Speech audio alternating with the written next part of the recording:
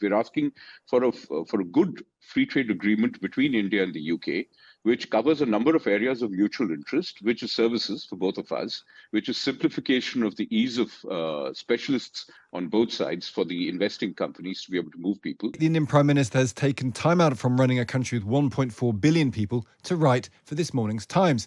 He's keen for you to understand the Indian perspective on climate change. He writes that Western countries must not impose restrictive climate change policies on the developing world. Of course, the G20 nations gathering is just about to start in Delhi. We can explore the Indian perspective more with India's High Commissioner to the UK, Vikram Doriaswami, who joins us now. Good morning to you. Good morning. Is Modi right, do you think, to say that there's been a sort of failure from the West to put their money where their mouths are to help other countries decarbonise? Well, I did look at the report that you had in the Times this morning, and I think that's a somewhat sharp conclusion to draw from what the Prime Minister has actually written. What he's actually trying to say is what we need is a mind shift change. And he said that earlier in writing the beginning of our G20 presidency. He talked about democratization of action and policies. And he talked about using collective wisdom. What he's basically getting at is that there is an opportunity that all of us recognize. There is a criticality that all of us recognize, which is that the world is in crisis when it comes to climate. All he's trying to say is you can't have one-size-fits-all solutions for everybody without there being attention to everybody's needs. Developing countries have significant needs that are still unmet in developmental terms, and the capacities that exist in terms of technology or financing that are otherwise not being made available equitably for the same thing that we all need. I think this is critical. If you see what he's saying, his exact words are, we need to move away from purely restrictive attitudes of what should not be done to a more constructive attitude. So he's asking for constructive change rather than saying, do this and don't do this. I understand that, and that's a very nuanced point. But I guess what it boils down to is, in order to achieve decarbonisation, in order to protect the planet, countries are going to have to stop doing things. We might not like the term restrictive, not say that, but that does mean not doing some things that are polluting. And I guess the question is it incumbent on developing countries who are having their industrial revolution, if you like, now rather than 200 years ago, to stop doing things? Or is that unfair for countries who polluted for the last 200 years, like, say, Britain, to ask them to do it? That's, the problem with that, you're again asking for a binary answer on it. What I'm trying to suggest is that there are yes and answers. So yes, we do need to be able to find solutions that reduce the carbon footprint of everybody, including in developing countries and in developed countries. But there are technologies that are today available, plus traditional wisdom, traditional food sources, traditional means of agriculture that could perhaps be adopted by more of us. To mitigate some of the climate, the more adverse impacts of climate, which is why he's referred, for instance, to less thirsty grains, for instance, like millets, which traditionally a lot of us ate, all of us in developed and developing countries, but we moved towards more monocultural products like rice and wheat, more or less exclusively across the world. So what I'm trying to say is, yes, it is important that all of us try and find solutions that reduce impact on the climate. But there is also a way forward where we can find solutions that are where technology can be, the force multiplier, if that is made available to developing countries a little more equitably. And this, frankly, is the view of a large number of other developing countries too, not just India. But is India even a developing country? Actually, Vikram, because you've just put a robot on the south side of the moon. You've got a space program. I guess the question is, you're the third biggest carbon outputter in the world.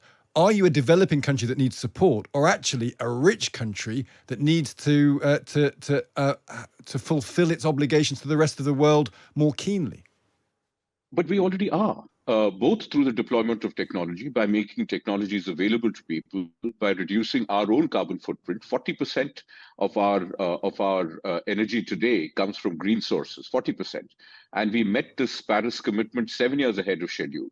The point is, however, when you say we're the third largest outputter for 1.4 billion people, look at the per capita consumption.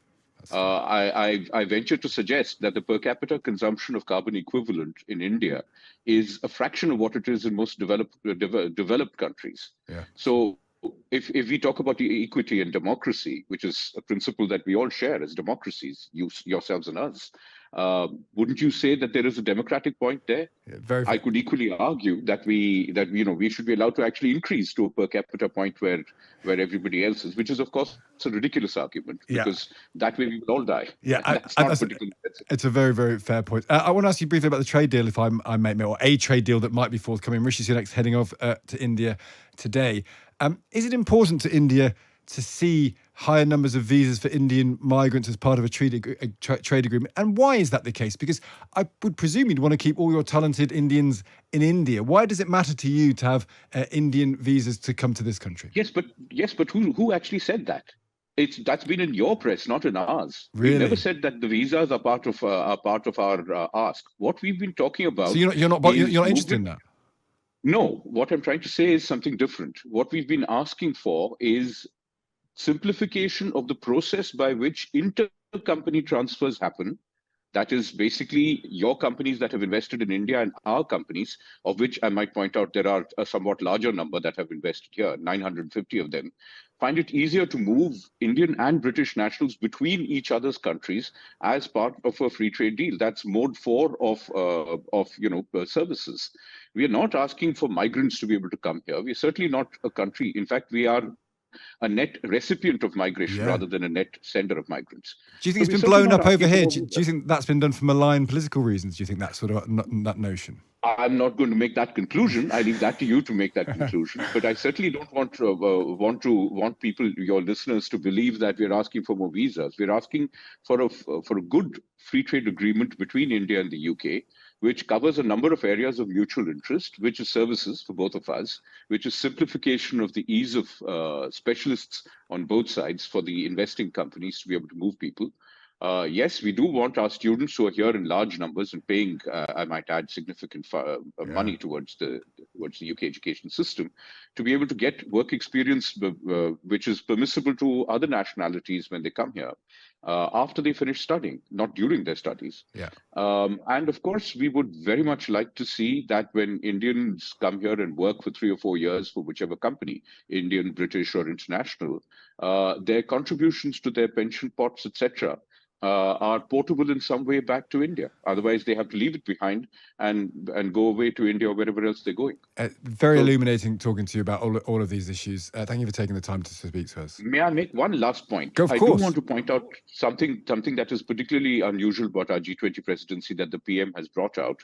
I think it is interesting to see that we are trying to expand the framework, because there is stuff about startups that we've done for the first time, the G20. There's stuff about millets, there's stuff about cybersecurity, there's stuff about women-led development, which is, I think, such an important point, rather than saying development of women, making it sound as if women, 50+% of the population in most countries need separately to be developed rather than having development led by women.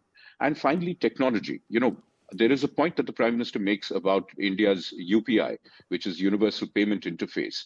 And to show that this is a spectacular thing, which 10.8 billion transactions took place on these platforms just last month, 1 month alone in India.